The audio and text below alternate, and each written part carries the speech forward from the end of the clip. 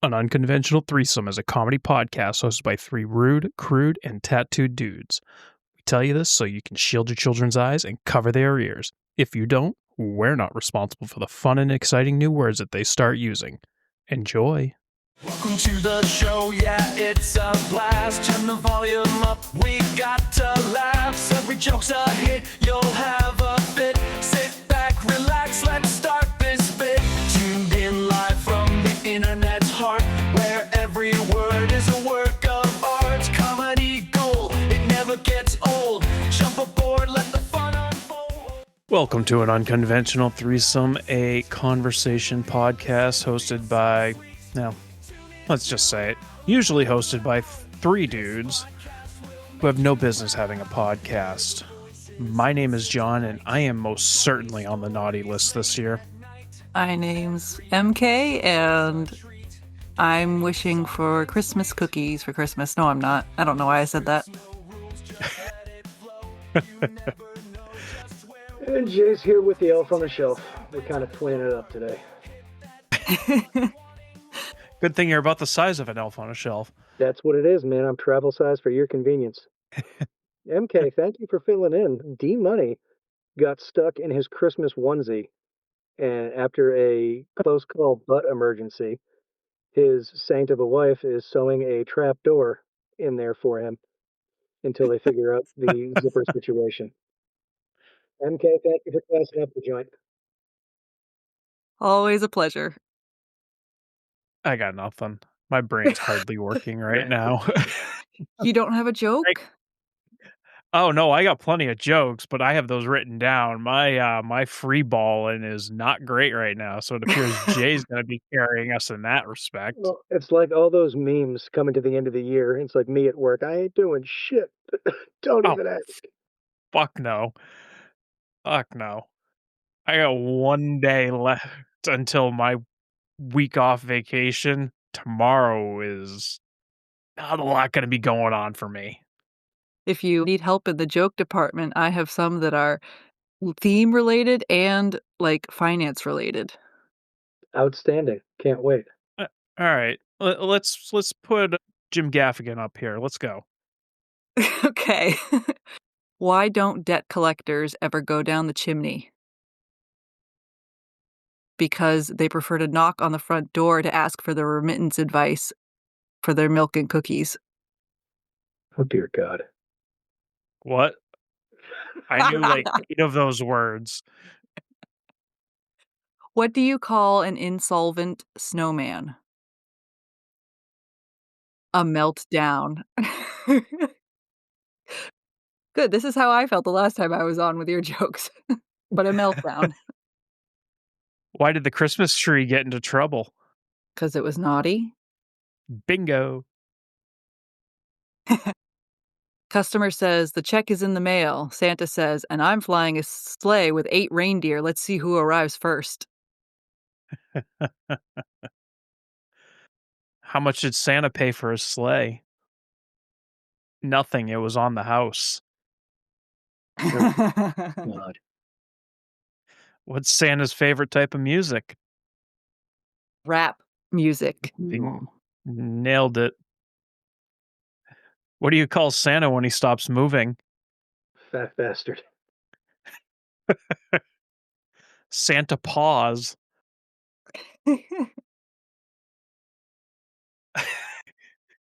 What do you call a kid who doesn't believe in Santa? Rational. An adult. A rebel without a clause. Oh, good God. Last one. And this Please. one is from my good friend, Rock On. What do you call it when Mrs. Claus puts on tight pants? Mistletoe. Oh, Jesus Christ. That was the best one. And I can't take credit for any of mine. They were told by somebody else to me today, so at work. They shouldn't take credit for them either. Well, granted, she's in the collections department, so that's why they're all collector related. Let's get into the questions. At what age Do you feel that kids should stop believing in Santa? And what age did you stop believing? Funny you should ask. So, I have a sister who is 8 years older than me, and I was probably 8-ish. She was 16, and we were all, the 4 of us, out to dinner, Chinese food somewhere. It was wonderful. Anyway, they were kinda trying to see if I still believed in Santa Claus at that point, and my rude self looked at my father and said, "Well, there's a fat bearded guy putting gifts under the tree, but I don't think he's sliding down the chimney." And they all laughed, fine. But it pissed my sister off. And I was like, I looked at my mother and said, "What is her problem?" "Well, she wanted you to still believe." I was like, "All right, well, you know, kids, you talk to people, it's only going to last for so long." She left. You realize she just stopped believing a few years ago. I said, "What?" Apparently, like late junior high, my sister literally got into fights with people over whether or not Santa Claus was real. Wow. I got a kick out of that. So I was probably 8-ish, I would say. So reasonable age is where I was at. Put it that way.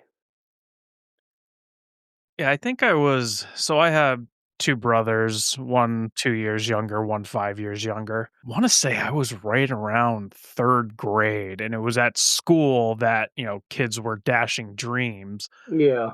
Should we do a spoiler alert on this episode in case D listens to it? Because I don't know where he's at with the beliefs. I mean, we do give a warning at the beginning of this episode that kids shouldn't be listening to it anyways, That's so very true. sorry, I guess, if you're irresponsible. Yeah, so I mean, I don't even know how old kids in 3rd grade really are anymore because I don't fucking pay attention, Stupid but there, John. yeah. But I feel like 3rd that age range was a pretty reasonable time, but at the Yeah. same time, I had to keep up the charade for years so I didn't, you know, piss off my parents because I ruined it for my brothers. So I mean, I may have ruined it for them a little bit earlier than I did. I found out. So, nobody should ever stop believing in Santa. Did you have Santa in homeschool? Oh, geez, yes, I did. We might not have been a full Christian family, but we were a Christmas family. So how old were you? Part of me still believes, but I was probably right around 8, 9. So 9 and whatever age we're not gonna disclose because, ladies don't age. Gotcha. You can believe in Santa until you're 99. How old are kids in 3rd grade? According to Google, they are typically 8 to 9 years old. Fuck yeah, we're on the wow, we are on the same page again for once. Look at that. I also remember, so my father used to really put on a show with it. So he had, the big winter boots, and he would actually track in snow for where the milk and cookies are laid out, and the carrot for the reindeer. And he would actually like nibble on everything a little bit. And one year he left a note. I don't know if it was like an easel or some kind of giant drawing art pad or something he had done for my sister. And I was too young to remember, obviously, since we've got such an age difference. But they told me the story that, Dad wrote a note on it, and it scared the living shit out of her. She was like, "Oh my God, Santa got in our house?" He's like, "That's where the tree is. This happens every year." And she and freaked out about it. Oh, no. There's 2 things I have to say on this subject. One is I wrote letters to Santa through a mailbox ornament on my grandparents' tree until I was, like, almost 20. And 2, the biggest thing I remember about this topic, Jay, you were talking about, keeping the spirit alive for siblings. I was the oldest, and I remember one year for Easter, we all got, like, gum packs in our Easter baskets, and I remember seeing big, like, wholesale boxes for the gum in the trash, and I tried to hide them from my little sister. Well, and going back to what Jay was saying about tracking in snow, I know parents are now doing like flour to make it look like there's ash on the floor if you have a chimney, or to make it look like snow. I'm not entirely certain what they're going for, but yeah, you put flour on the bottom of boots, or they have stencils for it.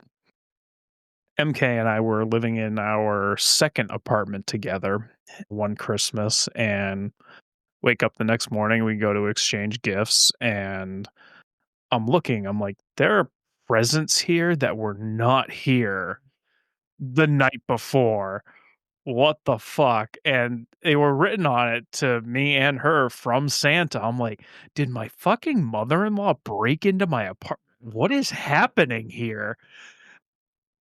And MK doesn't fuck with me all that much, but when she does, it comes so far out of goddamn left field that I believe it. So I'm like, "Oh my god, where the fuck?" I mean, there were pillows and yeah, it was her that put them there, but it just fucked with my head for hours until she finally fessed up. It was Oh, Santa. that's awesome. Good on you. I win every once in a while. Said it's nice to see you win one here and there. Exactly. I mean, it's not hard for her to win one because she doesn't do it all that often. It just messes with my head. Mm. Every now and then just breaks out the launch codes on you. Good deal. That's the trick. You can't be, too, obvious, I guess. Next question I got. Elf on the Shelf, cute tradition or surveillance nightmare? Oh, stupid. Bad idea. Even, I mean, at least if you do the whore in the drawer, you can just shut it and you just change drawers here and there, and it's easier. My perspective on it is, if we have to hire a doll to watch your children and move them every day and say, "Oh, don't touch it because Santa will get mad." And da da da da. Here's an idea: punish your children so you don't have to make up bullshit, and they grow up to be decent human beings. So no gentle parenting. Gotcha. Um, Discipline, not punishment. Yeah, that's what I was going for. I always thought that, saying Santa's got a list and, he's watching should be enough. Now we actually have to have Recon. unless it's fun for dads to do crazy stupid shit with it. I don't understand it either. Yeah, kind of the the feeling that I get from my friends and family that have children is that it's more of a burden after a Yeah. while. I mean, yeah, you get some creative juices flowing on how to, set shit up, but after, because I mean, it pops out December 1st. So you got 24 days of trying to think of something creative. And yeah, Reddit, Pinterest, Google, ChatGPT, all those are going to be, you know, decent after a while of, figuring out shit for you. But yeah, I think it all comes down to discipline, and this is just ah, I I can't get Well, behind it. man, let's not discount horror movies. If anyone has seen Child's Play or any of the other movies where dolls do some shit, can you imagine? Ugh. You're a dad, you're freaking exhausted. You can't remember what the wife did with the thing the next day, and you go into the bathroom and it's there. You go, fuck. Yeah, I don't need a shot to the ticker like that, man. That's why I think my favorite one was I'm sure you've seen it, the eaten chicken wings. So it looks like a skeleton. If you take 2 or 3 chicken wings and just take the Oh, yeah, bones, yeah, yeah, and that way it's like, there, that's the last one. yeah. With the little hat and whatever. Some of the videos of, like, the dog getting a hold of the elf and the kids just freaking the fuck out because they think Santa's not gonna come now because the dog is touching the elf, it's just gold. Or Barbie on the stripper pole with the elf watching, or the elf with the cheese grater and the marshmallow man, those kind of Yeah. things. Yeah, I get amusement out of it, but I don't have to set anything up. I would be, yeah, because you wind up forgetting. 24 days, yeah, dad's tired enough. Yeah. And it's just another thing to buy that we don't need. I mean, fortunately, if you are smart with it, you only got to buy it once. But I mean, they have all of these expansion packs and animals to go along with it. And like, what the actual fuck? Yep. And I'm, Commercialization. I'm trying to think of like anything that is even remotely similar to this when we were growing up. Nothing. Nothing was remotely similar. But now at least they got the mensch on the bench, so we can do the Hanukkah stuff too. Yeah, I got nothing. Next question. When is it acceptable to put up Christmas decorations? Noon on the 24th. That is such a Grinchy idea, Jay. Seasick crocodile. That's me. I can survive without ever putting them up, and I have been successful for the last 2 years. Ditto. Because ours are not up, and I was just reminded that we didn't put them up last year either. Although I guess technically I did. So at work, we have trees and decorations and shit in the basement that they ask me to drag up once a year and then drag back down when Christmas is over. But for years that I've been there in the basement, there's been like a child's playhouse down there disassembled. And I've always tried to think of creative ways to use it. I thought about setting it up in my cubicle and then sitting inside this child-sized playhouse working, realizing that I probably wouldn't even fit through the door. What I did is I grabbed that, dragged it upstairs, threw it up against the back wall, put some fake snow, some lights, a Christmas tree, and an elf and reindeer at the top. So I guess technically I decorated for Christmas this year, but it was more of a jokey way of doing it. Do mistletoe belt buckles count as decorations? I mean, it's on theme. Depends on where you're going, because if you wear it to the nursing home, that's or a grade school, we're gonna have questions. I decorate myself for Christmas, I guess. I wear Christmas sweaters and shit like that, but they're funny. Yeah. I think it's appropriate anytime after Thanksgiving. You get a free pass after Thanksgiving.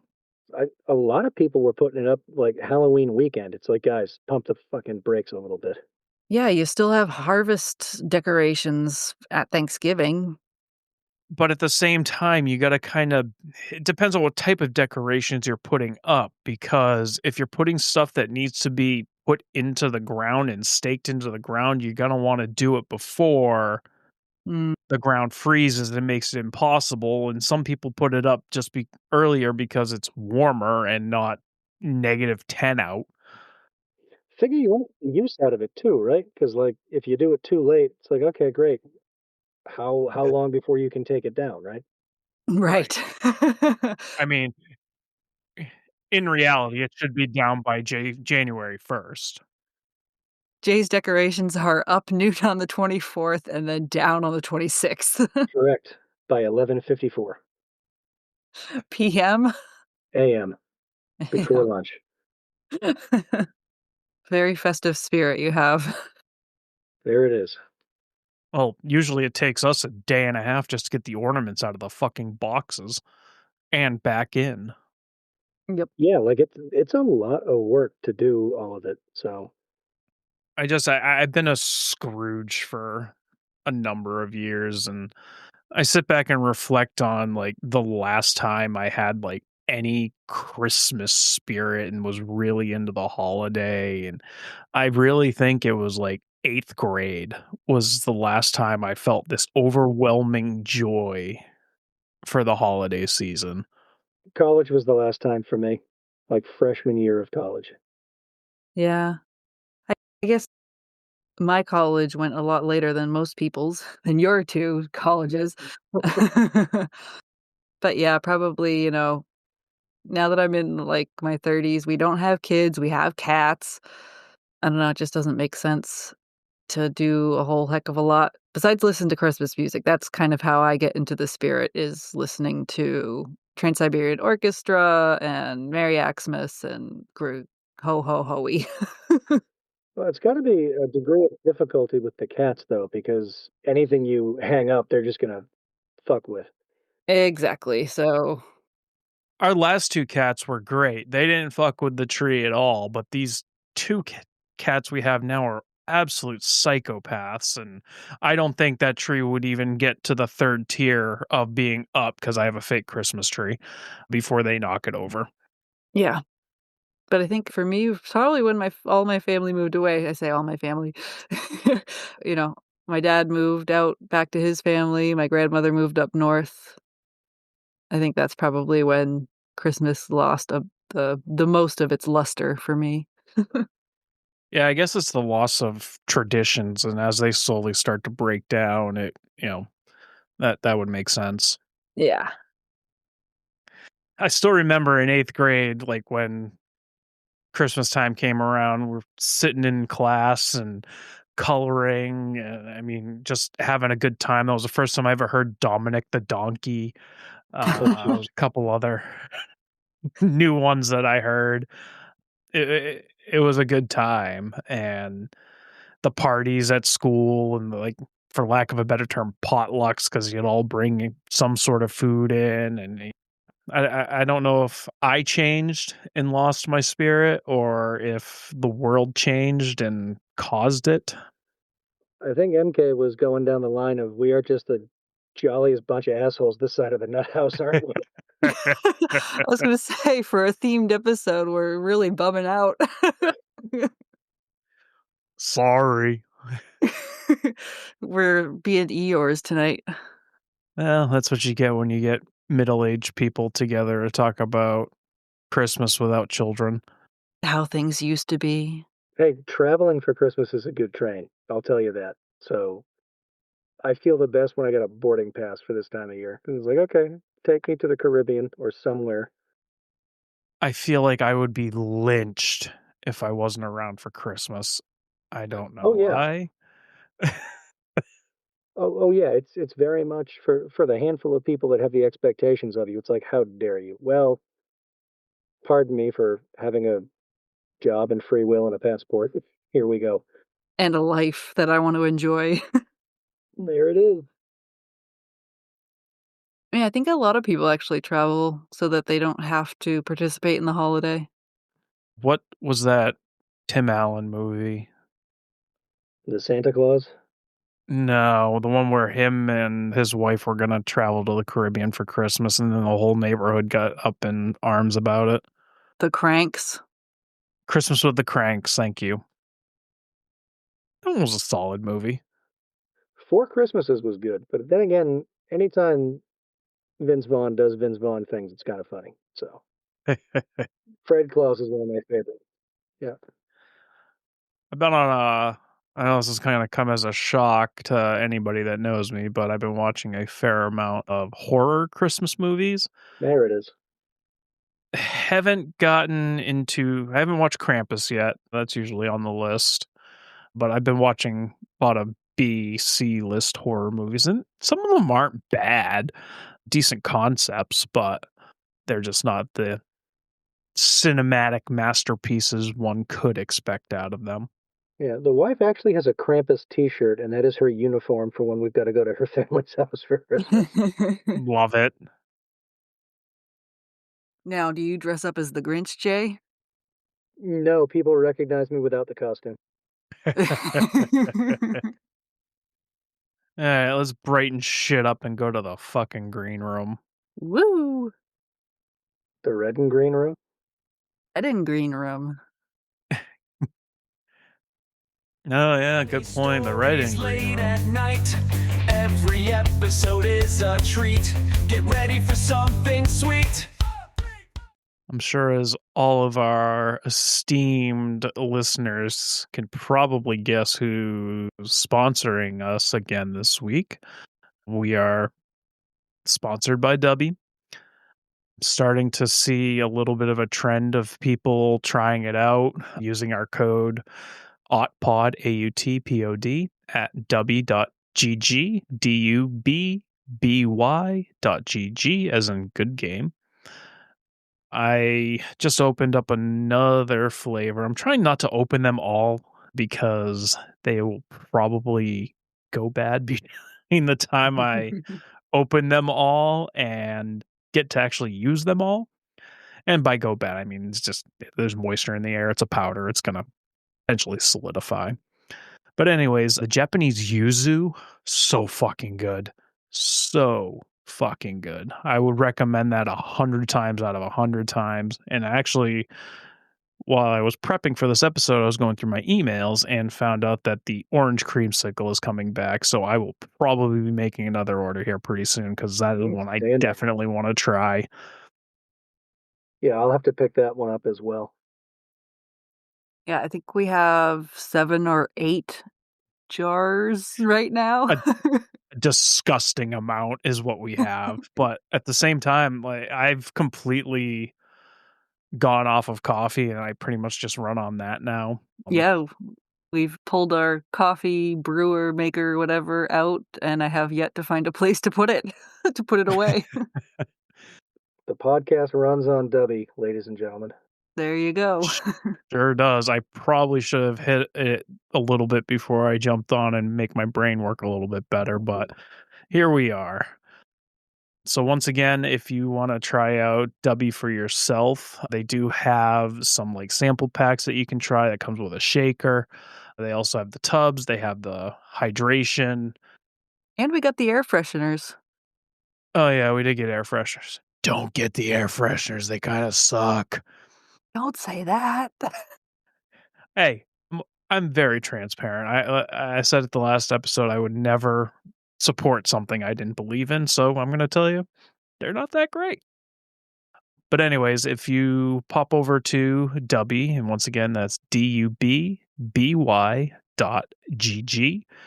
and use our offer code AUTPOD, AUTPOD at checkout, score yourself at this point in time 10% off.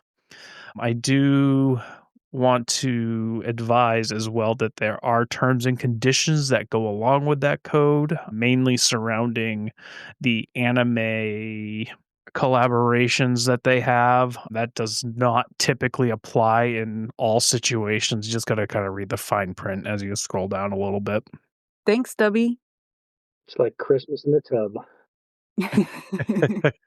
Oh, yeah, they should come out with, like, a holiday flavors. I mean, one of us is eventually going to have to break down and get the fucking s'mores flavor. Oh, I volunteer, man. You're gonna mix that with milk? I'll snort it with a rolled up 20. I don't care. All right, let's jump back into the action. Funny stories late at night. Every episode is a treat. Get ready for something sweet. Is a gift card a thoughtful gift or a cop out in your opinion? It can be thoughtful as a guy who, for all both people I buy gifts for right now, buying gift cards, yeah. The youngsters today, they know what they want. And I've seen the looks on their faces when I really cogitate on a gift and I put in the effort. And I get this look like, Uncle Jay, why do you suck? When I give a gift card, I get like a smile and a high five because somebody's going to get whatever the fuck they want. So I just roll with that at this point. So I don't know what to get you for Christmas, so you're probably gonna get a gift card because you buy all the shit you want and there's nothing left over for me to buy. Vinyl is the answer. But I don't know which ones he wants and which ones he already has and which like I could Doesn't find out. matter. Vinyl, van payments, and adult type activities are the only things you can get. MCW. There you go. Yeah. No, I always kind of ran under the impression that, gift cards are cop outs. It's something that you get for someone where you don't know the person. But I see starting to kind of see the light on it because going to Jay's point, it allows them to get what they want or need Yeah. versus me playing a guessing game. Yeah, so it depends on your recipient and it depends on the gift card. Like, was the gift card to a place that this person like really, shops at a lot or uses a lot? That shows your vested, mindfulness of getting a gift card for that specific place if it's especially if it's, mom and pop, like nobody else is, Walmart or Amazon gift cards versus, a gift card to the spa that they really go to and like all the time. And the situations for both. Right. I'm a bigger fan of making experiences gifts. So if that's a Yeah. possibility, you keep the memories, everything's great. It's time together. But when that can't be a thing, and like I know point blank, there's just a specific coffee place that my niece fiends. So I get her a gift card there, and that gets her a handful of whatever the hell drink she gets. So, Right. well, she appreciates that just as much as anything else, I guess. Yeah, because 'cause you're not gonna bring her 20 coffees on Christmas and say, here's your coffees for the next 20 days." And funny story, the wife and I do not do gifts. We should do that too. I keep That's asking impossible. for it every year. Oh, you're asking for it, all right. So I guess why are we so prone to buy gift cards in lieu of giving just cash? For me, it's because I don't want it to be used by the wrong people in the household. And it seems a little, it's like one step up thoughtfulness. And I can see that. Yeah. We do experiences. So we decided a long time ago that rather than doing gifts for birthdays or Christmas, it's like, hey, what vacation are we taking next? Because we'll just bundle that, you know? Right. Yeah, I love that. But if I specifically ask someone what they want for birthday, Christmas, or something like that, and they just tell me gift cards, I'm going to punish you. And he means it. I'm trying to be thoughtful. He will make you work for that gift card. I assure you this is very true. Make a donation in their name to something. The human fund. Ah, yes, money for people. Seinfeld reference. There was one year I gave few of my older nephews. I don't think it was all of them though, but they wanted fork knife gift cards. So, or V-Bucks, whatever the fuck they're called. So I took two pieces of 2x4s for all of them, put the gift cards between them, and proceeded to put all kinds of screws, nuts, bolts, fasteners, hinges of every sort, every size, different threads. It was just an absolute shit show to get apart because you needed a different tool for every single fastener on there. That one was fun. I still got one kicking around. And then there was that year that you had it wasn't a gift card, I believe it was money, but it was taped or glued into 2 pages of a book. The book was specifically how to end your phone addiction. I was hoping those idiots would read it, but they didn't. It was a thin book. Weirdest or funniest gift you guys have gotten? Even Ooh. if it was like a mistake or a gag or something like that. They talked about this on the radio the other day too, of like the biggest flop of a gift that you got. And I honestly, I couldn't think of an answer for that. And I think the most surprising gift that I got was my Ruger 9mm from my brother. That one caught me so off guard and by surprise, and it was unexpected. And there's a whole story behind that. When I graduated from college and I was in the process of moving out on my own, I had requested a firearm for my graduation present. And You've probably picked up that I'm kind of sarcastic and jokey and can be kind of an asshole at times. Well, let me tell you, that was a nature nurture type situation where that was, my family's kind of that way.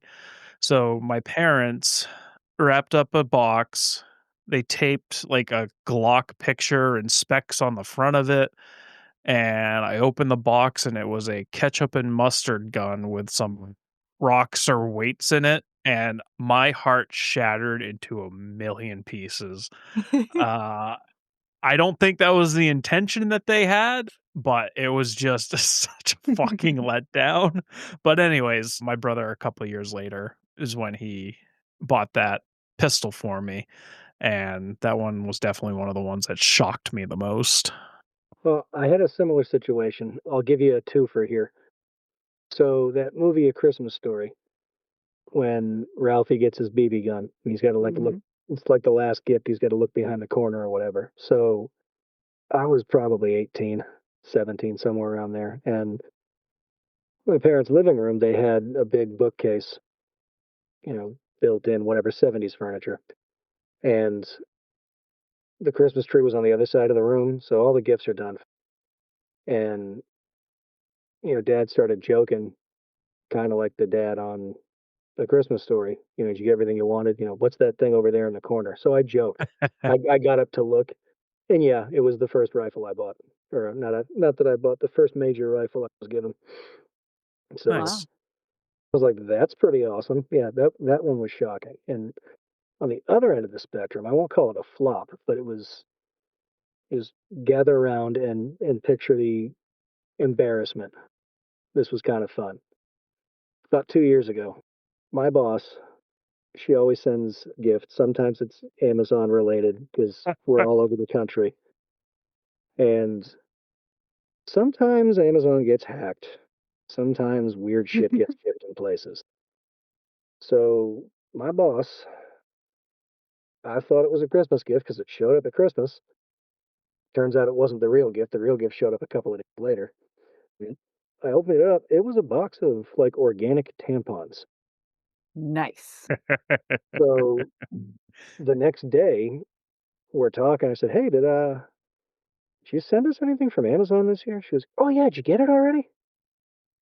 I said, "Can you tell me what it was, or if you had ordered anything else, maybe for yourself?" And she's like, "Just out with it." And we get along fine, so we're able to, be unfiltered. It's like, "Did you send me a box of organic tampons on purpose?" She was, "Ah, fuck, no, I got hacked. 'Cause no, I don't buy those either." I said, "I thought you were trying to tell me to toughen up or something. Yeah, she's calling you a lady. I thought this was a performance review type thing." And she's like, "No, that wasn't it." Like, okay, Jay's the type of worker that needs tampons to get through his day. that was it. And of course, lucky for me, the wife was like, "Oh, those are actually really good. I wanted to try those." So, hey, now we've got brand loyalty. So Win win. I'll take it. All right. What about you, MK? I'm trying to think, like, the thing that was the most surprising was when I was a kid and parents got us a trampoline. I never kind of expected a trampoline, so that was, like, I think, the most surprising. Yeah, I think that's it. I can't remember any like, huge shockers. I don't even fucking remember what I bought you the last 17 years that we've been together. So, Okay. I thought that silence was you waiting for me to to bring up something that you got me one year. yeah, I have no fucking idea. 17 years. That's pretty amazing. Yeah, we've been, I think it's, yeah, 2008. Yep. Yeah, that math checks out. All right. Final question. Is Die Hard a Christmas movie? Yes. Yes. I always say, "Sure, if you want it to be a Christmas movie." I'm happy with it being a Christmas movie, I'm happy with it being not a Christmas movie. So it's not a Christmas movie solely based on the fact it happens at Christmas time. It's not a Christmas movie based on the season, the decoration, etc. It's a guy going through inconvenience and bullshit he doesn't want to deal with family he's not excited to deal with. And that's what makes it Christmassy. That's great. Isn't he, like, going through a divorce or something? Ah, Yeah. yes. Yeah. Holly, stop using the plane.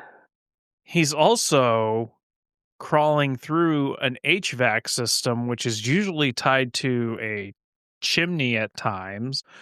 So he's essentially Santa Claus, which makes it a Christmas movie. And the Christmas spirit keeps their relationship going, if I remember correctly, at the end. That and the destruction of Hans Gruber. So they call it an advent calendar, right? Yep. So you can try to look it up. Pretty sure there is a Nakatomi Plaza advent calendar where every No. day he falls further down the building. I love that. So Trader Joe's this year, I went to Trader Joe's, it must have been in November. They were selling advent calendars for dogs and cats. They had little freeze-dried treats in the days, and I was like, "I am absolutely buying these." The animals love them. Yeah. Yeah, look up the Nakatomi Plaza advent calendar. I'll have to find it. Post a picture to the Facebook page. $16 at Walmart. That seems expensive. But it's years worth of fun. I'm sure you could reuse it over and over again, right? I'm sure. Yeah. Make it tradition. Our tradition, which is going to be really easy to pull off, is Operation Manger Stranger. That's what I call it. Ooh, what is this? I started with a Yoda in a robe because it was incognito, looking like a wise man. And it's been a Batman figurine as well. Whenever we go to my mother in law's house, as soon as she puts the nativity scene up, I just slap a foreigner in there and see if she ever picks up on it. Nice. Well, it's like the people I saw a video or picture or something like that, some sort of media. Every time he went to his parents' house, he would replace a family photo with a picture of Jeff Goldblum to see how long it would take him to realize it. And there's just this huge fucking wall of Jeff Goldblum headshots. It just shows that his family does not look at any photo they've hung up ever. Exactly. I don't know how long it would take me to realize if MK started fucking with shit around here. It'd probably take me a while too. I've thought about rearranging your records, but I haven't gotten the gumption to do that yet. In a bad way? Your display records. The way the Ice Nine Kills ones are right now, I want to rearrange them so badly.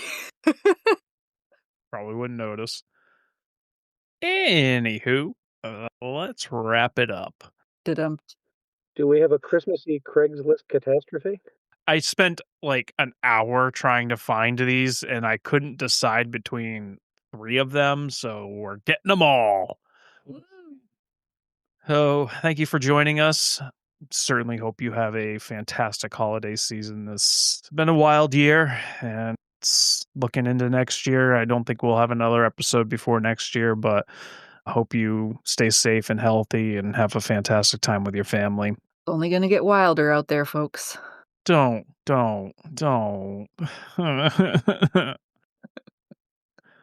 If you have any questions that you want to hear us talk about, or feedback, or just general anything, you can email us at an unconventional threesome at gmail.com. You can also send us a text, or you can comment on the social media. Once again, thank you to our sponsor, Dubby. Let's get into these Craigslist catastrophes. First one I found, it's out of Carlsbad, and I'm going to post a picture of this to the social media as well. New funny gingerbread man woman Christmas tree ornament doggy style, $5. Next one I have is out of Northwest Hills, Connecticut. I believe this was out of Activity Partners. This definitely seems like it should have been a misconnections, but anyways. Santa's wishes to meet the person he was talking to in Torrington Big Y. Hard to find friendly friends around the holidays. Let's chat. Nice. And the last one. This one's out of misconnections. Mrs. Claus, Woodsville, Walmart. Monday, 12/8/25. I saw you while Christmas shopping at Walmart in Woodsville. You looked incredible in your Christmas Mrs. Claus outfit. I said you just made my day. Shot in the dark. Maybe you'll see this. This is John. This is MK. And Jay. See you guys next year. The funniest joke ever. Fuck the government. Fuck the government.